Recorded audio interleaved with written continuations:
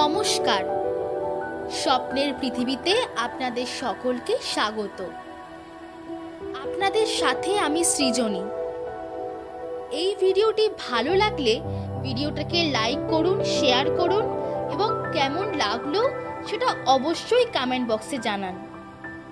এই চ্যানেলে নতুন নতুন ভিডিও পেতে চ্যানেলটিকে সাবস্ক্রাইব করুন এবং বেল আইকনটিতে ক্লিক করুন। এর আগের ভিডিওগুলোকে এত ভালোবাসা দেওয়ার জন্য আপনাদের সকলকে অসংখ্য অসংখ্য ধন্যবাদ।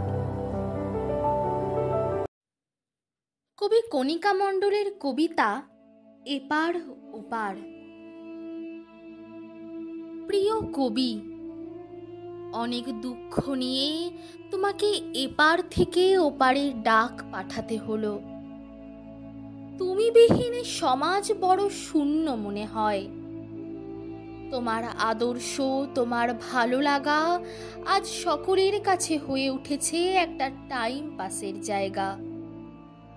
খুব কম জনই আছে যারা এখনো 2 বিঘা জমির মতো কবিতা, ঘরে বাইরের মতো উপন্যাস আর রাজার মতো নাটক পাঠ করে আনন্দ লাভ করে।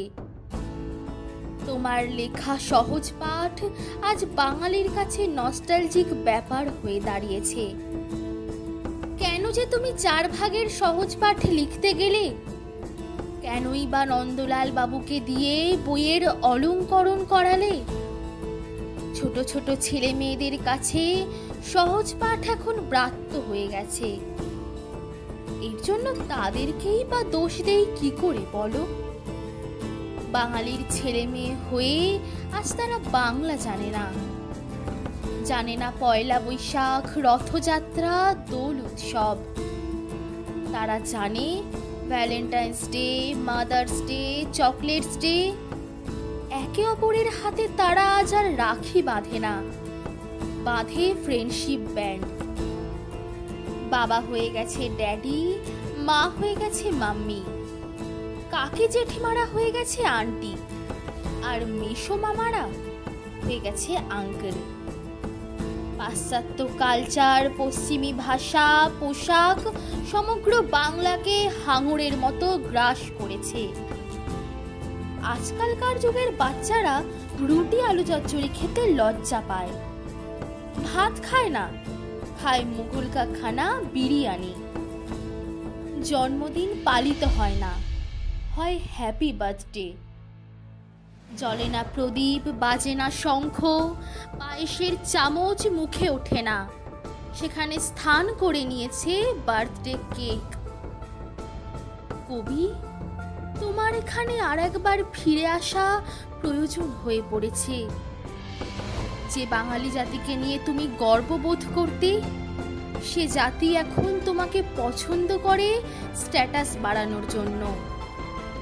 তোমার অতি সাধের শান্তিনিকেতন আজ অশান্তি নিকেতনে পরিণত হয়েছে। তোমার ভালোবাসার খোয়াই কোপাই আজ মৃত প্রায়।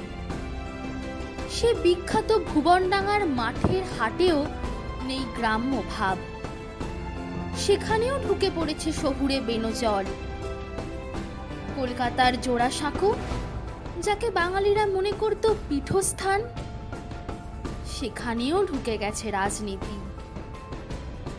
কেউ তোমাকে বলে মাটির কবি, কেউ বলে শ্রমজীবী মানুষের কবি, আবার কেউ বা বলে বুর্জোয়া কবি। সমাজের কাছে তোমার গীতাঞ্জলির গানের থেকে জীবনমুখী গান অনেক বেশি জনপ্রিয়। যে দেশ থেকে কবির নোবেল পুরস্কার খোয়া যায়, এর থেকে লজ্জাস্কর কিছু হয় বলে আমার জানা নেই। তুমি আমার প্রাণের কবি, আমার মনের কবি। তোমার চলে যাওয়া আমাকে বড় ব্যথা দেয়। জানি সময়ের নিয়মে এক সময় সকলকেই চলে যেতে হয়। তোমারই কথায় ঠাঁই নাই, ঠাঁই নাই ছোট সে তরি, তোমারই সোনার ধানে গিয়েছে ভরি। তবুও কবি, একবার ফিরে আসার চেষ্টা করো, শুধু একবার। নতুন রূপে, নতুন যুগে, নতুন হয়ে প্রণাম আনতে তোমার একনিষ্ঠ আশাবাদী পাঠিকা।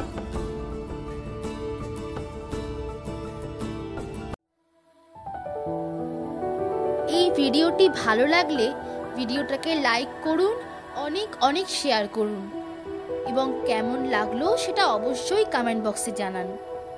ফিরে আসছি আবার একটি নতুন ভিডিও নিয়ে। নমস্কার।